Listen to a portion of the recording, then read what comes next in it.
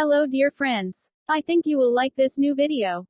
I will continue to be here, with brand new videos. Best regards.